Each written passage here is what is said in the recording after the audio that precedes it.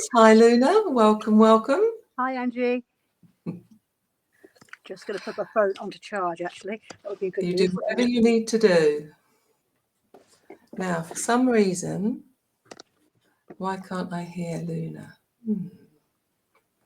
So those of you who are watching and listening at the moment, could you just send me a comment in the messages or in the chat that you can hear? So, Luna, can you hear me? I can hear you. Yeah. And I can't hear you, unfortunately. Okay, let's have a look. Could be because I've got this in. Right, hang on 2 seconds. Let me take that out. On. That's fine, Luna. It was my very posh new microphone that I'd set up.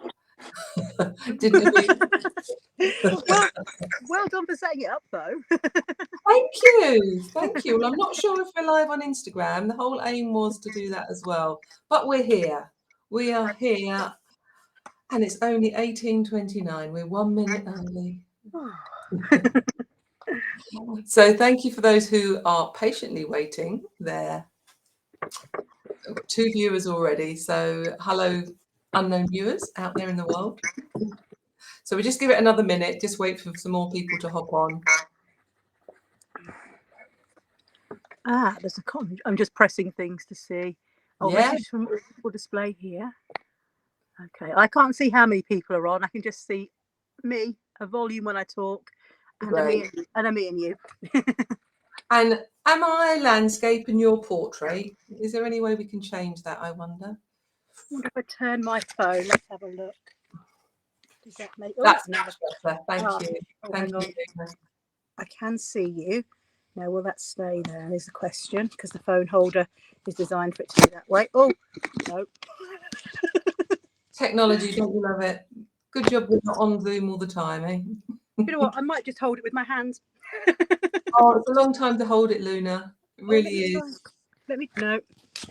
The phone holder is on the wall here, so it's just the way I'll turn it back around the other way, darling. I think. Bear with. Let me put that in front of it. I think.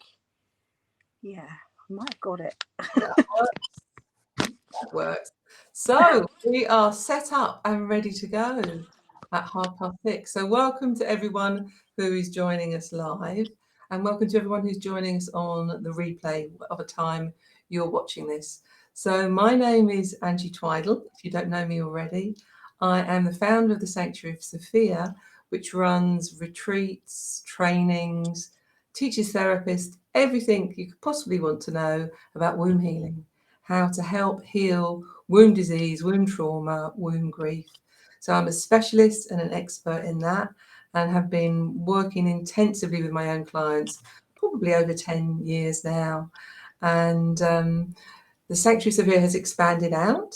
I've been taking time out to write 2 books.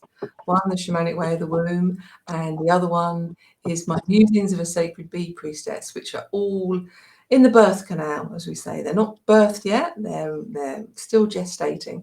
So I'm working on that, and part of that is really the vision to give me more time to write and to also empower other women who I know, who I've taught myself, and who are committed to helping the world, the whole world, know about womb healing and the different pathways that come under that umbrella. So those of you who have watched before, last week I introduced you to Kiki, who is teaching the shamanic womb massage in Bristol in April, which was a lovely call, lovely to connect there. And several of you have been in touch, which is great to learn more about that.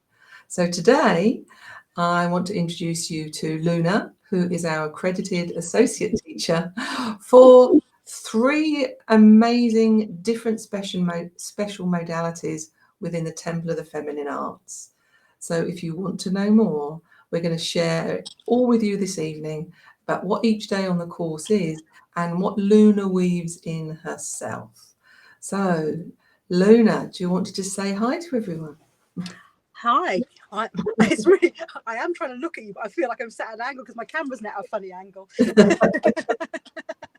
So hi, it's really nice to be here on live, and I'm not very technical, so I'm really excited that this is working. It's always a bonus when the tech side works, because when we're working with great. energetics and in that temple space, you know, we don't have cameras, we don't film with the energy, but we have to embrace that to spread this to more and more women to help heal the world one womb at a time. We have to embrace this technology. So, Luna, do you want to tell everyone a little bit about how you first met me? What did you do with him? So I was on a womb journey myself, and it's the shamanic stuff that kind of shifted the stuff in my womb. And I actually wasn't 100% well. My partner said to me, I was sort of looking, and I just found you on Facebook, and I was like, oh wow, oh, I've been looking at this, you know, womb wrapping for so long. And I was like, it's always been miles away. It's never really been obtainable. And he was like, well, you're always better when you're studying something. You're a pain at the moment. Have you thought about contacting her? You know, because you're always more focused when you are doing something. And I think I contacted you maybe just under a week before the course was about to start. So I was like, oh, it'll be full and all of that kind of thing. But it wasn't. And it was just the most amazing 3 days. Where so much made sense. So you came for your own womb healing.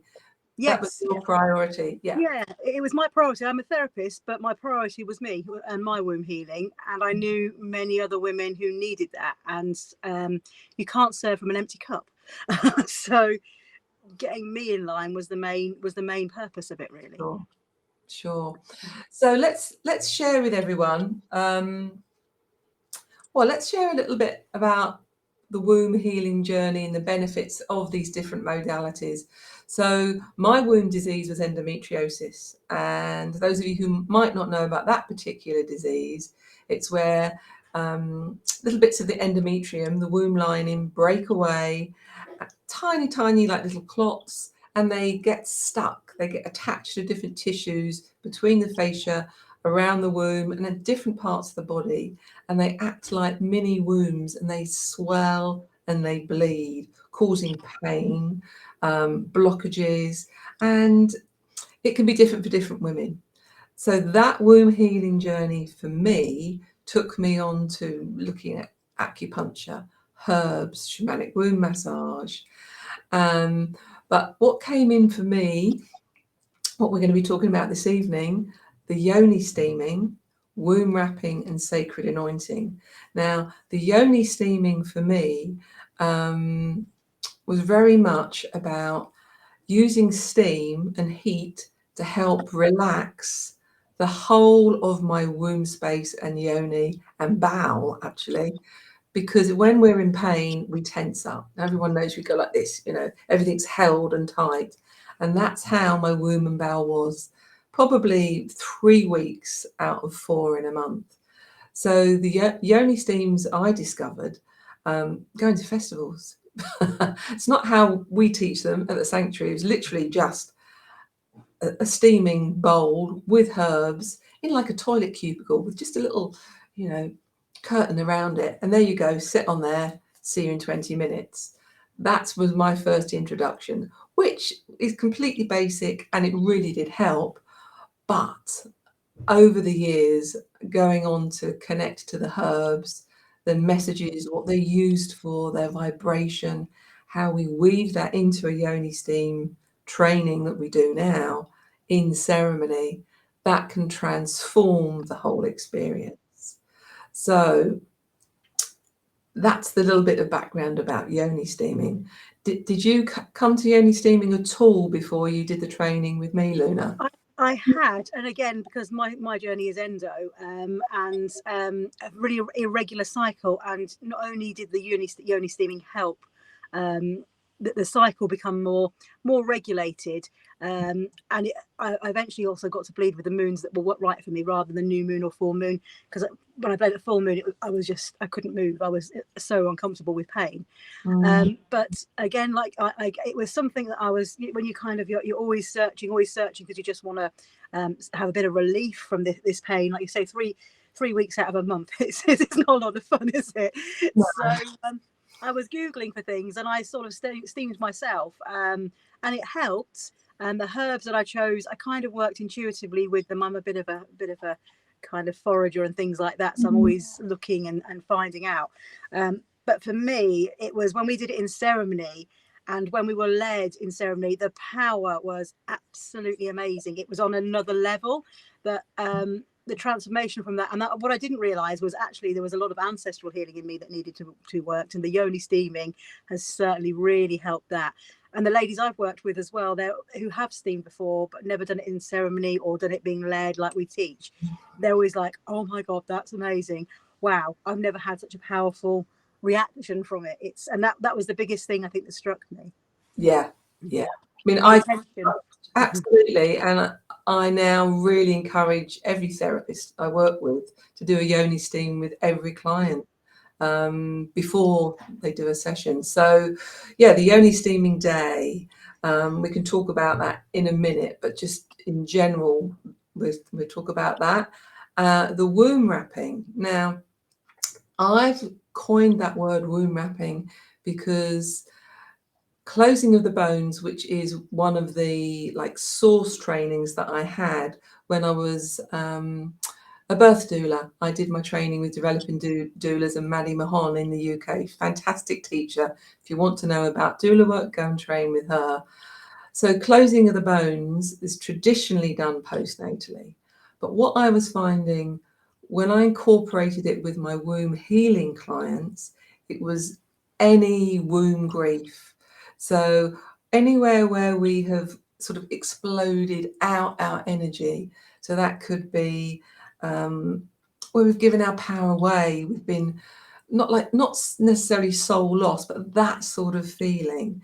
And we need to come back. We need to draw everything back in. So I was finding women with C-sections, women who'd had abortion, miscarriages, stillbirth, all that womb grief, the womb wrapping to nurture them really helped. But also any life transitions, menopause, and also divorce. So beyond the scope of the traditional closing of the bones, womb wrapping can cover and help so many more women. The power of it is really fantastic. So that's taught a whole day on this training, giving and receiving, and being able to, obviously do it for other women. And did you come across that at all beforehand, Luna? So it's something I wanted to add in as a therapist, the womb wrapping, but I believed it was only postnatally. And when I did the course, I had just gone through quite a messy, long-winded divorce. And I hadn't realised until the womb wrapping how much I'd held from that with the womb grief. There was grief in my womb from baby loss and things like that, but I hadn't realised the significance of where I give my power away in my marriage. And again, the womb wrapping, that those 3 days came at the most perfect time for me. And it was the stillness, the being held, being still, and being just so tight, like I was back in the womb and nurtured. And that was the thing, just being nurtured. I don't think I'd ever been nurtured like that in my whole entire life. And that was the biggest, and that's the thing that I love about the womb wrapping, is that nurturing of women. I don't think we give ourselves away all the time. We have so many labels. We're moms, we're wives, we're this, we're that, and we're always rushing, we're always doing. And when you're tired, you can't do. You have to be still. Well, it's so true. It's in fact, my daughter said to me yesterday, it's something about where are our needs. As a mum, if you've got very young children, or any children, teenagers, grandmother, where are our needs? They're low down on the list, actually. We're so busy looking after everyone else. So they get sort of put on hold or even forgotten, not voiced. So all of these different modalities really support not only that nurturing, but that coming back to our soul's essence, coming back to what we need. And actually rest, support, time to just talk about whatever our story of our womb is, and there can be many stories. You've already touched on this, Luna. What we've held and experienced from this lifetime, whether that's any of those womb grief things I've already described, or the impact of our motherline, our sisters, our aunts, our mothers, that our relationships with our sisterhood impacts our womb space. And also, obviously, going back through our mother line to a mum, our grandmother, and back, all of that is carried through to the womb. So really the emotional release part of all these modalities is really important. So were you surprised of that in any of the teachings at all when you were a student, Luna? Yes, I hadn't. Sometimes you don't make the connection until you're actually doing something, do you? And it was really like, wow, it's like I say, those 3 days, there was so much in those 3 days that helped me personally, that opened my eyes, and then also realized, like you say, there's so much womb grief. You think you're on a one journey with your womb, but often it's very multifaceted, and there are so many other layers. Yeah, that's an expression that, you know, really describes the womb space, the multifaceted concept of it as a portal, but also the most multifaceted approach we need to take for healing our womb. Because, you know, two women can have the same disease or the same issue or experience, but how it's healed can be very different because we're also unique, which is why, as a therapist, you know, becoming an expert in womb healing is never boring. You know, it's, I think I said on Kiki's live last week, you know, I can remember massaging, thinking, what am I going to have for dinner? You know, what's on the shopping list? When we're working with the women in womb healing, you don't get that because the energetics are so different. It's just, it is the temple space. It is the setting up of this sacred container. So we become fully present. And that is the sanctuary space, which is, you know, we've passed it on to you and all the other associate teachers to create that. That really is the magical part that is missing, that I never had at the festival with my little and my pot of Yonis steam curd. So yeah. And the third day we are looking at sacred anointing. Now, as an aromatherapist, for me, this is a really important part of priestessing and shamanic work, how we close the healing at the end, how we seal the healing end in at the end. And this can be weaved in with any therapy, reflexology, Reiki, goddess healing, massage, you know, you name it. Anointing ceremony afterwards is again another layer, another level to offer your clients. So how did you find that when you were a student of mine, Luna? Powerful. It is powerful. And again, it's the intent. And I think it's sometimes what we forget is attention and intention when we do things. And for instance, Reiki is something that I do, so I work with symbols all the time. And there's intent there, but then you can do something else, and you might be, you know, drawing something on your hand. There's no intent, but when that sacred anointing, it was just so powerful. And this, I remember sitting there thinking, I think you said just feel into what sigil or symbol you might want to use, and I was like, oh geez, how's that? But it just came, because we were dropped into that temple space, because we were in there, and the partner you work with, and you've kind of got to know them a little bit, and you know their story.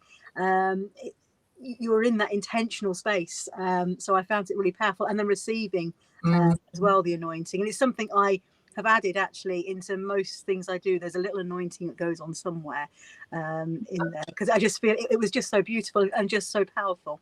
Yeah, and it really puts all the aromatherapy skills and the connection to the essential oils and the herbs in this whole 3-day immersion, really, into the Temple of the Feminine Arts, up out there. It's real gratitude to what all these plants, their medicines, their energetics, that can really help, that it's so simple and it's so available to all of us. So it doesn't have to be complicated.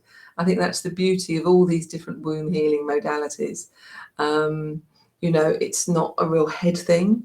We're opening up that feminine, witch's eye, the back brain, to receive guidance on how to create these oils, these spaces, these herbs. So it's exciting, it's beautiful, it's reclaiming. Many women say, oh, on the feedback forms, oh, I feel like I've done this before. Oh yes, there was definitely a knowing. It was that